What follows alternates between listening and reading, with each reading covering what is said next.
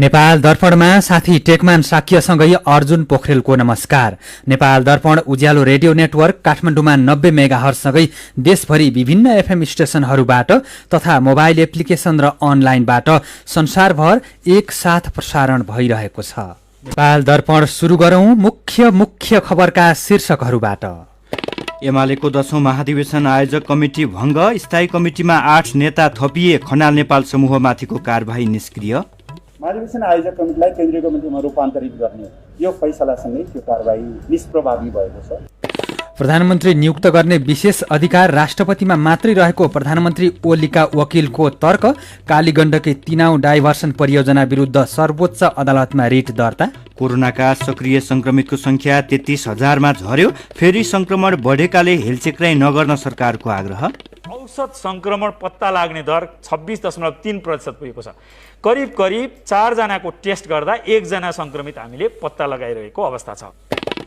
कोरोनाका कारण ज्यान गुमाएका परिवारलाई नगद राहत दिन भारतीय सर्वोच्च अदालतको आदेश। रकमको टुङ्गो सरकारले नै लगाउने। र युरोकप फुटबलको क्वार्टर फाइनलका खेल आउँदो शुक्रबारदेखि बेल्जियमका हजार्ड र डी ब्रुयनले क्वार्टर फाइनल गुमाउन सक्ने। उज्यालो रेडियो नेटवर्कबाट प्रसारण भइरहेको नेपाल दर्पणमा अब सुनौ पूरा खबर। नेकपा एमालेको 10औं महाधिवेशन आयोजक कमिटी भंग भएको छ। महाधिवेशन आयोजक कमिटी खारेज भएसँगै माधव नेपाल जननाथ खनाल समूहका 11 जना नेतामाथि गरिएको कारबाही समेत निष्क्रिय भएको छ। सर्वोच्च अदालतले दिएको पछिल्लो अन्तरिम आदेशले महाधिवेशन आयोजक कमिटीले गरेको काम कारबाहीको निर्णयले वैधानिकता नपाएपछि एमालेलाई माओवादीसँग एकता पूर्वको 2075 को जेठ 2 गते अघिकै केन्द्रीय कमिटी उताउनु पर्ने बाध्यात्मक अवस्था रहेको थियो। प्रधानमन्त्री निवास बालुवाटारमा आज बसेको महाधिवेशन आयोजक कमिटीको अन्तिम बैठकले आयोजक कमिटी भंग गर्दै केन्द्रीय कमिटी सक्रिय बनाउने निर्णय गरेको हो। आज बिउताइएको एमालेको केन्द्रीय कमिटीको बैठक आउँदो 18 गते बस्ने भएको छ। यस्तै आजको बैठकले पार्टीको स्थायी कमिटीमा 8 जना सदस्य थप्ने निर्णय गरेको छ। माओवादी केन्द्रबाट आएका 4 जना रामबहादुर थापा बादल, टोपबहादुर रायमाझी, लेखराज भट्ट र मणि थापा तथा एमालेका रघुवीर महासेठ, विष्णु रिमाल, बेदुराम भूषाल र रघुजी पन्तलाई स्थायी कमिटी सदस्यमा नियुक्त गर्ने निर्णय भएको एमालेका प्रवक्ता प्रदीप कुमार गेवालीले जानकारी दिनुभयो। 10औं राष्ट्रिय महाधिवेशन आयोजक कमिटीलाई पुनः केन्द्रीय कमिटीमै रूपान्तरित गर्ने र अब पार्टी केन्द्रीय कमिटीकै तहबाट सञ्चालित हुने। 2078 वैशाख 12 गतेको 10औं राष्ट्रिय महाधिवेशन आयोजक कमिटीको तेस्रो बैठक र जेठ 10 गते बसेको स्थायी कमिटीको 7औं बैठकले पार्टीका कतिपय नेता कार्यकर्ताहरूमाथि कारबाही गरिएको अवस्था थियो। महाधिवेशन आयोजक कमिटीलाई केन्द्रीय कमिटीमा रूपान्तरित गर्ने यो फैसलासँगै त्यो कारबाही निष्प्रभावी भएको छ। यसैबीच नेकपा एमालेका वरिष्ठ नेता माधव कुमार नेपालले आफूहरूले विधि पद्धति र मूल्यको राजनीति नछाड्ने बताउनु भएको छ। विपक्षी गठबन्धनले नागरिक समाजका प्रतिनिधिसँग गरेको छलफलका क्रममा एमाले जेठ 2 मा फर्किएपछि के हुन्छ भन्ने प्रश्नमा उहाँले ओली प्रवृत्तिको पुनरावृत्ति हुन नहुने बताउनुभयो। कार्यक्रममा नेपाली कांग्रेसका सभापति शेरबहादुर देउवाले प्रधानमन्त्री ओलीको धम्कीबाट कुनै न्यायाधीश नडराउने र निष्पक्ष फैसला आउने बताउनुभयो।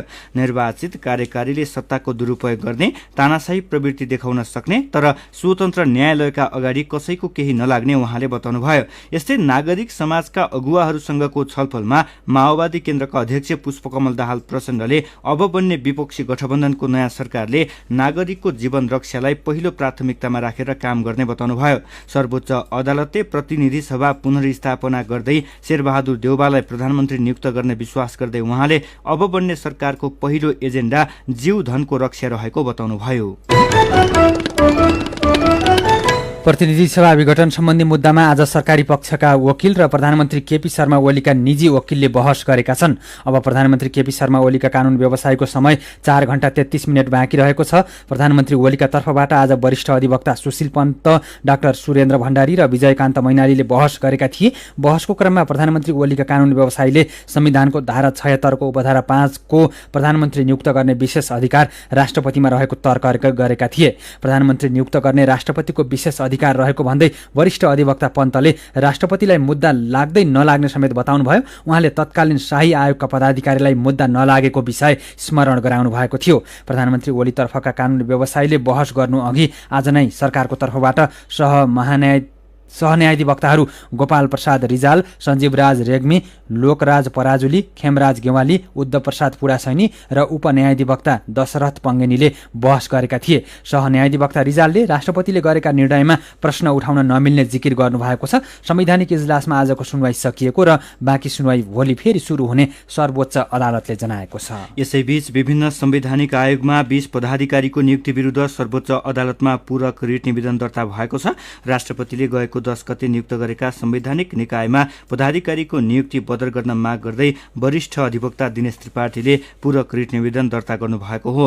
संवैधानिक परिषद सम्बन्धी अध्यादेश विरुद्ध रिट दर्ता भए पनि सुनवाई नभएको, त्यसपछि संवैधानिक परिषदले अध्यादेशको व्यवस्था बमोजिम गरिएको सिफारिस विरुद्ध पनि रिट लिएकोमा विचाराधीन रहेको र यसैबीचमा नियुक्त समेत गरिएको भन्दै त्यसको खारेजीको माग गरेर पूरक रिट निवेदन दायर गरेको वरिष्ठ अधिवक्ता त्रिपाठीको भनाइ छ। संवैधानिक आयोगका पदाधिकारीको नियुक्ति पहिला संसदीय सुनवाई हुनुपर्ने संवैधानिक व्यवस्था रहे पनि प्रतिनिधि सभा विघटन गरिएकाले संसदीय सुनवाई हुन सकेको थिएन। संवैधानिक परिषद सम्बन्धी अध्यादेशको व्यवस्था बमोजिम बसेको संवैधानिक परिषदको बैठकले गरेको सिफारिस संविधानको व्यवस्था प्रतिकूल भन्दै सभामुख अग्निप्रसाद सापकोटा, वरिष्ठ अधिवक्ता त्रिपाठी लगायतले दायर गरेको रिट निवेदनमा सर्वोच्च अदालतले अहिलेसम्म सुनवाई गरेको छैन। यस्तै कालीगण्डकी तिनाउ डाइभर्सन बहुउद्देश्य परियोजना कार्यान्वयन नगर्न माग गर्दै सर्वोच्च अदालतमा रिट दायर भएको छ। नदी डाइभर्सन गरेमा कालीगण्डकी र नारायणी जलाधार क्षेत्रमा ठूलो नकारात्मक असर पर्ने भन्दै अधिवक्ताहरू सन्तोष भण्डारी, रामबहादुर शाही र तुलसीराम पोखरेलले रिट दायर गर्नुभएको हो। रिटको पेशी भोलिको लागि तोकिएको छ। कालीगण्डकी हिन्दू धर्मावलम्बीहरूको आस्थाको केन्द्र रहेको र परियोजना कार्यान्वयन भएमा धार्मिक आस्थामाथि पनि चोट पुग्ने रिटमा उल्लेख गरिएको छ। नदीको प्राकृतिक बहावमा छेडछाड गर्नाले सुक्खा, बाढी पहिरो, माछा, गोही, जलचर जीवहरू नाश हुनुको साथै विश्वकै दुर्लभ मानिने शालिग्राम लोप हुने रिटमा उल्लेख छ। गण्डकीको जल एवं स्रोत र साधन देश तथा विदेशमा बेच्ने क्रियाकलापले गण्डकी बेसी र पाल्पा, स्याङ्जा, तनहुँ, नवलपुरदेखि त्रिवेणीसम्मका लाखौं नागरिक र अन्य प्राकृतिक जीवहरूमा प्रत्यक्ष प्रभाव पर्ने रिट निवेदकको दाबी छ। आयोजनाको लागि अर्थमन्त्री विष्णु पौडेलले बुटवलमा सम्पर्क कार्यालयको उद्घाटन गरिसक्नु भएको छ। सभामुख अग्निप्रसाद सापकोटाले प्रतिनिधि सभामाथि पटक पटक गरिने हमलाले संसद र संसदीय शासन प्रणालीमाथि नै आशंका उत्पन्न गराएको बताउनु भएको छ। संसद दिवस 2078 को अवसरमा आज शुभकामना दिँदै सभामुख सापकोटाले संविधान कार्यान्वयनको क्रममा प्रतिनिधि सभामाथिको हमलाले संसदीय प्रणालीमाथि आशंका उत्पन्न गराएकाले दिवसको महत्व र औचित्यप्रति संघीय संसद सधैँ सचेत रहनुपर्ने बताउनुभयो। विक्रम सम्वत 2016 साल असार 16 गते नेपालमा संसदको पहिलो बैठक बसेको दिनको स्मरणमा हरेक वर्ष यस दिन संसद दिवस मनाउने गरिएको छ। यसैबीच राष्ट्रिय सभा बैठकमा सहभागी हुने सदस्यहरूको एन्टिजेन परीक्षण गरिएको छ। संसद भवनमा समाचार संकलनको लागि पुग्ने पत्रकार, सुरक्षाकर्मी र संसद सचिवालयका कर्मचारीको पनि एन्टिजेन परीक्षण गरिएको संघीय संसद सचिवालयले जनाएको छ। राष्ट्रिय सभाको 8औं अधिवेशन भोलिदेखि सुरु हुँदैछ। नेपालमा कोरोनाका सक्रिय संक्रमितको संख्या 33,000 मा झरेको छ। पछिल्लो 24 घण्टामा थप 3,597 जना निको भएसँगै निको हुनेको संख्या 5,96,132 पुगेको छ। सक्रिय संक्रमितको संख्या पनि 33,561 मा झरेको स्वास्थ्य तथा जनसंख्या मन्त्रालयले जनाएको छ। यस्तै पछिल्लो 24 घण्टामा 2,892 जनामा संक्रमण पुष्टि भएको छ। आज थपिएका सँगै नेपालमा संक्रमण पुष्टि हुनेको संख्या 6,38,805 पुगेको छ। यस्तै थप 41 जनाको ज्यान गएको विवरण प्राप्त भएको मन्त्रालयले जनाएको छ। नेपालमा कोरोना संक्रमणका कारण ज्यान गुमाउनेको संख्या 9,112 पुगेको छ। यसैबीच केही दिन ओह्रालो लागेको संक्रमण दर फेरि बढ्न थालेको छ। काठमाडौँ सहित विभिन्न जिल्लामा निषेधाज्ञा खुकुलो भएसँगै संक्रमण बढेकोले चिन्तित बनाएको स्वास्थ्य मन्त्रालयले जनाएको छ। आज जाँच गरिएका हरेक 4 जना मध्ये 1 जनामा संक्रमण पुष्टि भएकाले स्वास्थ्य सुरक्षाका मापदण्ड पालनामा सबैलाई जिम्मेवार बन्न स्वास्थ्य मन्त्रालयका प्रवक्ता कृष्ण प्रसाद पौडेलले आग्रह गर्नुभयो। कोही कसैलाई सामान्य लक्षण छ भने पनि अथवा कसैको सम्पर्कमा आउनुभएको छ, कृपया परीक्षण गर्न नजिकको स्वास्थ्य संस्थामा सम्पर्क राख्नुहोला। र यो 11,568 जनाको परीक्षण हुँदा 2,892 पुगेको छ। यो केही दिनको तुलनामा थोरै बढेको पनि हो। हामी 2021, 22, 24 सम्म थियौँ, अहिले 2,892 भएको छ। त्यसैले जोखिम हटेको छैन। सबैले चाहिँ विशेष गरी जनस्वास्थ्यको मापदण्ड पालनामा नभुलौँ। औसत संक्रमण पत्ता लाग्ने दर 26.3% पुगेको छ। करिब 4 जनाको टेस्ट गर्दा 1 जना संक्रमित हामीले पत्ता लगाइरहेको अवस्था छ। सीधा कुरा प्रश्न विचार यो हो उज्यालो रेडियो नेटवर्क काठमाडौँमा 90 मेगाहर्ज, नेपाल दर्पणमा कुराकानीसँगै खबरको सिलसिला बाँकी नै छ, सुन्दै गर्नुहोला। तपाईँ अहिले रेडियो मोबाइल एप्लिकेसन र अनलाइनबाट प्रसारण भइरहेको उज्यालो रेडियो नेटवर्कको नेपाल दर्पण सुन्दै हुनुहुन्छ। यतिन्जेल हामीले एमालेको 10औं महाधिवेशन आयोजक कमिटी भङ्ग, नेपाल खनाल समूहमाथिको कारबाही निष्क्रिय, काली गण्डकी तिनाउ डाइभर्सन परियोजनाको विरुद्ध सर्वोच्चमा रिट दर्ता, कोरोना संक्रमण फेरि बढेकोले हेल चक्राइ नगर्न सरकारको आग्रह लगायतका खबर प्रस्तुत गर्यौं। अब बाँकी प्रसङ्ग। असारको आधा भन्दा धेरै समय बितिसकेको छ। कतिपय पहाडी भेगमा रोपाई सकिसकेको छ, तराईमा धमाधम रोपाई चलिरहेको छ। कतिपय किसानले यो वर्ष पनि रासायनिक मलको अभावमै धान रोपेका छन् भने कतिपयले बल्ल तल्ल चर्को मूल्य तिरेर किनेका छन्। धान बालीको लागि चाहिने डीएपी र युरिया मल यो वर्ष पनि सहज रूपमा नपाइएको किसानहरूले गुनासो गरेका छन्। साथी जानुका दुवारीले कृषि सामग्री कम्पनी लिमिटेडका सूचना अधिकारी राजेन्द्र बहादुर कार्कीलाई युरिया र डीएपी मलको उपलब्धता अहिले कस्तो छ भनेर सोध्नु भएको छ। चाहिनुपर्ने डीएपी हो, डीएपी पनि छ र युरिया पनि हाम्रो अहिले स्टकमा तपाईँको करिब अहिले हामीसँग 17,000 टन त स्टकै छ। युरिया डीएपी 24,000 टन छ। पहाडी इलाकामा अहिले परिचालनै हामीले रोकिदिएको छौँ कि त्यहाँ प्रत्येक कार्यालयमा अहिले गएर पठाउनु पर्ने मल स्टक भएको हुनाले तराईलाई नै फोकस केन्द्रित गरेका छौँ। हामीले बिक्रीको ट्रेन्ड हेर्दाखेरि अहिले भएको जुन स्टकले हामीलाई करिब साउनभरि चाहिँ हामीहरूले डीएपी मलको अभाव हुँदैन। कतिपय किसानहरूले सहज रूपमा मल पाइएन भनेर गुनासो पनि गर्नु भएको छ नि त। मैले के रहेछ त भनेर पूर्व झापादेखि तपाईँको यहाँ नारायणीसम्मका किसानहरूको वस्तु अवस्था मैले तलगत रूपमै अवलोकन गरेँ। उहाँहरूलाई सोधेँ मैले, धान खेत जोत्दै गरेको, बिउ उखाल्दै गरेको किसानलाई लगेर मैले भेटेको छु। मसँग त्यो भिजुअल पनि छ होइन। तपाईँहरूले मल पाउनु भएको छ त भन्दा हामीले पाएका छौँ भने मैले अर्को कुरो उहाँलाई के सोधेँ भने तपाईँले अहिले धानलाई पनि तपाईँहरूको पुग्ने छ त भनेको। हामीहरूले अब पहिले करिब अब नेपालको भरोसा के हो थाहा भन्न सकिँदैन। भोलि लकडाउन हुनसक्छ, हामीहरूले अहिले सुरक्षित गरेर लिइसकेका छौँ। हामीहरूलाई मलको अभाव छैन भन्ने चाहिँ मैले 80% पाएँ। यो सहज रूपमा जतिसुकै खेर पनि किन्न पाउँदाखेरि मलको उपलब्धता हुन चाहिँ समस्या के भएर हो त्यो हुन नसकेको? जम्मा अब नेपालको माग हो भन्ने हो भने 8 लाख टन भनेर भनेको छ। यो अगाडि नै अब यो 7 वर्ष अगाडिको कुरो हो। अब अहिले चाहिँ सबै बालीलाई मल खुला गरिएको छ अनुदानको। त्यो भएको हुनाले 11 लाख मेट्रिक टन चाहिँ चाहिने भन्ने कुरो हुन्छ। अब आउँदो गाउँ सिटको लागि चाहिँ हामी चिन्तित छौँ के गर्ने भनेर होइन। यो मल ल्याउनको लागि खासमा प्रक्रियाहरू अलिकति झन्झटिलो हुने भएर समस्या हुने हो कि समस्या चाहिँ केमा हुन्छ?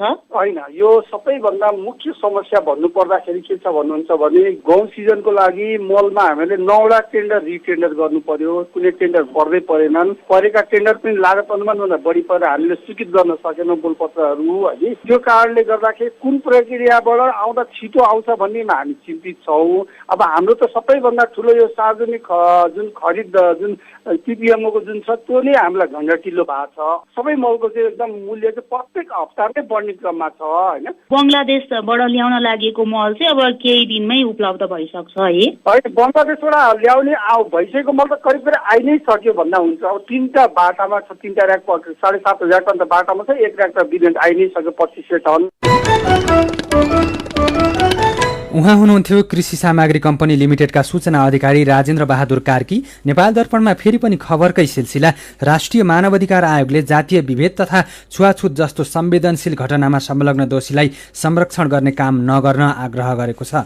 आयोगले छुवाछुतका घटनालाई संवेदनशील रूपमा लिई घटनाको निष्पक्ष र प्रभावकारी अनुसन्धान मार्फत दोषीलाई कानूनी कारबाहीको दायरामा ल्याउन सरकारलाई आग्रह गरेको हो। यसैबीच आयोगले जातीय विभेद जस्तो अमानवीय र संवेदनशील घटनाका दोषीलाई सरकारी गाडीमा राखेर प्रहरी कार्यालयबाट घर लगेको विषयमा मन्त्री कृष्ण गोपाल श्रेष्ठसँग छलफल गरेको छ। मन्त्री श्रेष्ठले घटनामा नहुनुपर्ने कुरा भएको र आफू झण्डासहितको सरकारी गाडीमा नगएको भए हुन्थ्यो भन्ने महसुस गरेको बताउनु भएको छ। यस्तै आजै बसेको एमालेको महाधिवेशन आयोजक कमिटिको बैठकमा शिक्षा तथा स्वास्थ्य मन्त्री कृष्ण गोपाल श्रेष्ठको राजीनामा माग भएको छ। एमालेका नेता एवं पूर्व मन्त्री जगत विश्वकर्माले मन्त्री श्रेष्ठको राजीनामा माग्नु भएको हो। यसैबीच जातीय भेदभाव तथा छुवाछुतको आरोप लागेकी घरधनी सरस्वती प्रधानले आफूलाई षड्यन्त्रमूलक तरिकाले फसाइएको भन्दै रूपा सुनार लगायतलाई कारबाहीको माग गर्नुभएको छ। यात्रुसँग तोकिएको भन्दा धेरै भाडा लिने 8 जनालाई काठमाडौँबाट ट्राफिक प्रहरीले पक्राउ गरेको छ। काठमाडौँ बाहिर जाने यात्रुबाट तोकिएको भन्दा तेब्बर बढी भाडा लिए ठगी गर्ने 8 जनालाई नयाँ बस पार्कबाट ट्राफिक प्रहरीले पक्राउ गरेको हो। यसैबीच काठमाडौँ उपत्यका बाहिरिने यात्रुहरूसँग भाडा लिए यात्रु ओसार पसार गर्ने 47 वटा प्राइभेट नम्बरका गाडी पनि कारबाहीमा परेका छन्। सीधा कुरा प्रश्न विचार यो हो उज्यालो रेडियो नेटवर्क काठमाडौँमा 90 मेगाहर्ज, नेपाल दर्पणमा मेरो पनि भन्नु छ सँगै खबरको सिलसिला बाँकी नै छ, सुन्दै गर्नुहोला। विभिन्न रेडियो स्टेशनबाट मेचीदेखि महाकालीसम्म र मोबाइल एप्लिकेसन तथा अनलाइनबाट संसारभरि एकसाथ प्रसारण भइरहेको नेपाल दर्पणमा तपाईंलाई फेरि स्वागत छ। अब बाँकी खबर। मर्स्याङ्दी नदीमा आएको बाढीले घिस्याङ गाउँपालिका 1 पिसाङमा झुलुङ्गे पुल बगाएको छ। झुलुङ्गे पुल बगाएपछि माथिल्लो पिसाङ र तल्लो पिसाङको आवत जावत विच्छेद भएको छ। पिसाङको पुल क्षेत्रका 10 घर परिवार विस्थापित भएका घिस्याङ 1 का वडा सचिव पशुपति अधिकारीले बताउनुभयो। बाढीको जोखिम बढ्दै गएपछि मनाङवासी त्रसित भएका छन्। पहिरोका कारण बन्द रहेको मकवानपुरको भीमफेदी कुलेखानी सडक खण्ड खुलाउन समस्या भएको छ। निरन्तर पानी परिरहेको र पहिरो खस्ने क्रम नरोकिएकोले सडक खुलाउन समस्या भएको मकवानपुरका प्रमुख जिल्ला अधिकारी भरतमणि पाण्डेले बताउनुभयो। यस्तै पहिरोले बन्द रहेको लमजुङको बेसी सहर मनाङको चामेसम्मको सडक अझै खुलेको छैन। मनसुन सुरु भए लगतै असार पहिरो हप्तादेखि बन्द भएका देशभरका 11वटा सडक अझै खुल्न सकेका छैनन्। अहिले प्रदेश 1 बागमती र गण्डकी प्रदेशका केही ठाउँमा पानी परिरहेको छ। यी प्रदेशका 1-2 ठाउँमा आज राति चट्याङ सहित ठूलो पानी पर्ने सम्भावना समेत रहेको मौसम पूर्वानुमान महाशाखाले जनाएको छ। अहिले स्याङ्जाका विभिन्न खोला तथा नदीहरूमा पानीको बहाव बढेको छ। बाढी र पहिरोको सम्भावना रहेकोले विशेष सावधानी अपनाउन महाशाखाको आग्रह छ। यस्तै देशभर मनसुन सक्रिय रहेकोले देशका विभिन्न ठाउँमा अबको 3 दिनसम्म नै पानी पर्ने मौसमविदले बताएका छन्। राउटे युवतीमाथि यौन दुर्व्यवहारको आरोप लागेका 3 जना पूर्वपक्षको लागि कारागार चलान भएका छन्। सुर्खेत जिल्ला अदालतका न्यायाधीश दिल प्रकाश सापकोटाको एकल इजलासले 2 जना राउटे युवतीलाई होटलमा लिएर जाँड रक्सी पिउन लगाएर यौन दुर्व्यवहार गर्ने 3 जनालाई पूर्वपक्षको लागि कारागार चलान गर्न आदेश दिएको हो। बीपी कोइराला मेमोरियल ट्रस्टले बनाउने बीपी कोइराला अध्ययन अनुसन्धान केन्द्र भवनको शिलान्यास भएको छ। भवनको नेपाली कांग्रेसका सभापति शेरबहादुर देउबा, बीपी पुत्र डाक्टर शशाङ्क कोइराला र काठमाडौँ महानगरपालिकाका प्रमुख विद्या सुन्दर साक्यले संयुक्त रूपमा शिलान्यास गर्नुभयो। कालीकोटको नरहरिनाथ गाउँपालिकाका बाढी पीडितको लागि 50 वटा घर बनिरहेका छन्। गएको वर्षको बाढीले घर भत्काएपछि विस्थापित भएका नरहरिनाथ गाउँपालिका 6 र 7 का 50 वटा घर निर्माण भइरहेका हुन्। लमजुङमा पर्सिदेखि सार्वजनिक गाडी चल्ने भएका छन्। जिल्लाभित्र सञ्चालन हुने सार्वजनिक गाडी जोर बिजोर नम्बरका आधारमा सञ्चालन हुने जिल्ला प्रशासन कार्यालयका प्रमुख प्रशासकीय अधिकृत जगदीश मिश्रले बताउनुभयो। शेयर बजार परिसूचक नेप्से सामान्य घटेको छ। नेप्से आज 4.13 अङ्कले घटेर 2823.87 बिन्दुमा झरेको हो। मेरो पनि भन्नु छ। सरकारले सार्वजनिक गाडी काठमाडौँ भित्रिन र बाहिरिन रोक लगाएको छ, तर निजी गाडीले भने बढी भाडा लिँदै यात्रु बोकेर हिँडिरहेका छन्। यसै विषयमा तपाईले दिनुभएका विचार र प्रतिक्रियालाई आजको मेरो पनि भन्नु छमा समेटेका छौं। रवि पुन मगर भन्नुहुन्छ, खै के भनौं, सार्वजनिक गाडीमा कोरोना लाग्ने अनि निजी गाडीमा नहुने हो र? यात्रुहरू चर्को भाडा तिरेरै भए पनि आफ्नो दैनिकीमा फर्किँदैछन्, बाँच्नु त पर्यो नि सरकार। ट्विटरमा जेबी बम लेख्नुहुन्छ, कालो बजारिया र बिचौलियाको हाली मुहाली भएको देशमा नागरिकले यस्तो पीड़ा खेपिरहनु पर्नेछ। नागरिक चुस्ने र निश्चित व्यक्तिहरू मात्र मोटाउने प्रवृत्तिले गर्दा नै देशमा हरेक सार्वजनिक क्षेत्र बिचौलियाको चंगुलमा छन्। यसमा दोषी चाहिँ पात्र, प्रवृत्ति र प्रणाली नै हो, किनकि राजनीति नै बिचौलियाको हातमा छ। सुजित अधिकारी, सीमित सार्वजनिक बसहरूलाई यात्रुको चाप हेरेर चल्न दिनुपर्छ भन्दै लेख्नुहुन्छ, निजी गाडीले मनपरी पैसा उठाउने, सार्वजनिक गाडी नचल्ने, आम नागरिक महँगोको चपेटोमा पर्नुपर्ने, अनि हामी नेपालीले सरकार छ भनेर कसरी विश्वास गर्नु? सुजन चेपाङ लेख्नुहुन्छ, सबै समस्याको समाधान निषेधाज्ञा गरेर मात्र हुँदैन, बिस्तारै निषेधाज्ञा खुलाउँदै लैजानुपर्छ। जे गरे पनि आखिर मजदूरहरूलाई नै अप्ठ्यारोमा पारिरहेको छ यो सरकार। ट्विटरमा यज्ञ थापा व्यङ्ग्य गर्नुहुन्छ, कहीँ नभएको जात्रा हाँडी गाउँमा, कहीँ नभएका नेता नेपालमा, कहीँ नभएको कोरोना नेपालमा, यहाँ कोरोना भाडाको गाडीमा हिँड्छ, प्राइभेटमा हिँड्दैन।